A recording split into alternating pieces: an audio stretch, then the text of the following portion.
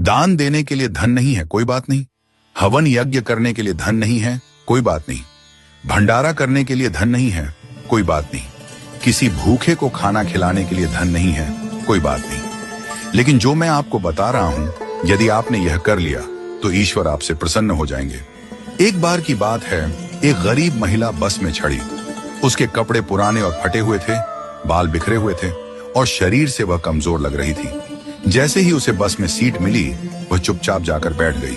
कुछ ही देर में अगले स्टॉप पर एक वृद्ध महिला बस में चढ़ी।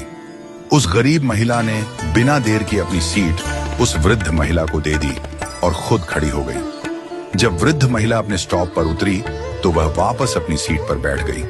थोड़ी देर बाद एक छोटी बच्ची बस में चढ़ी। बच्ची को खड़ा देख उस महिला ने फिर से अपनी सीट दे दी और खुद खड़ी हो गई। बच्ची का स्टॉप आने पर वह वापस अपनी सीट पर बैठ गई। इसके बाद एक गर्भवती महिला आई। इस बार भी गरीब महिला ने बिना सोचे समझे अपनी सीट दे दी और खड़ी रही। गर्भवती महिला के उतरने पर वह फिर से अपनी सीट पर बैठ गई। थोड़ी देर बाद एक सामान्य महिला बस में चढ़ी।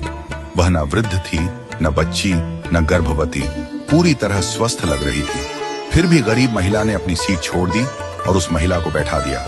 यह सब देखकर बस में बैठी एक अन्य महिला, जो एक अध्यापिका थी, बहुत आश्चर्यचकित हुई।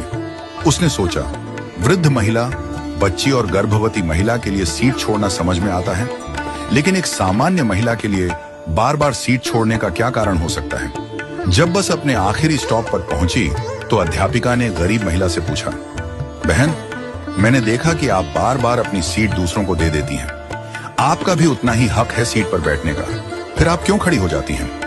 गरीब महिला मुस्कुराई और बोली, मैडम, मैं दूसरों के घरों में बर्तन साफ करती हूँ, खाना बनाती हूँ, झाड़ू पोछा करती हूँ। मेरे पास अधिक धन नहीं है कि मैं किसी को दान दे सकूं, भंडारा कर सकूं, हवन यज्ञ कर सकूं या किसी भूखे को भोजन करवा सकूं, लेकिन मेरे पास मेरे कर्म हैं और मैं अपने कर्मों से दान करने की कोशिश करती हूँ। उसने आगे कहा, मेरे अच्छे कर्म ही मेरे ईश्वर के खाते में बैंक बैलेंस बढ़ा रहे हैं। इन्हीं कर्मों के कारण मेरा परिवार सुखी है।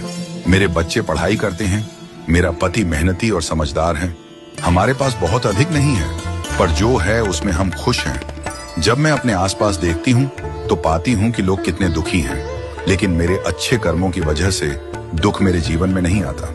उस महिला की बातों से अध्यापिका की आंखों में आंसू आ गए। उसने कहा, मैं स्कूल में बच्चों को शिक्षा देती हूँ, पर आज असली शिक्षा तो तुमने मुझे दी है। आज से तुम मेरी शिक्षिका हो। तुम्हारा बहुत बहुत धन्यवाद। इस कहानी से हमें यह सीख मिलती है कि सेवा के लिए धन की आवश्यकता नहीं होती। हम अपने छोटे छोटे कर्मों से भी दूसरों की मदद कर सकते हैं। किसी बुजुर्ग को सड़क पार करवा देना, किसी जरूरतमंद की सहायता कर देना, किसी को प्रेम से मुस्कुरा देना, ये सब कर्मदान है। जब हम दूसरों के जीवन में खुशी लाते हैं तो वह खुशी हमारे जीवन में भी लौट कर आती है। हमारे दादाजी कहते थे, अपने अच्छे वक्त में बुरे वक्त की तैयारी करो और बुरे वक्त में अच्छे वक्त की। जब अच्छा समय हो तो लोगों की इतनी मदद करो कि बुरा समय कभी आए ही ना।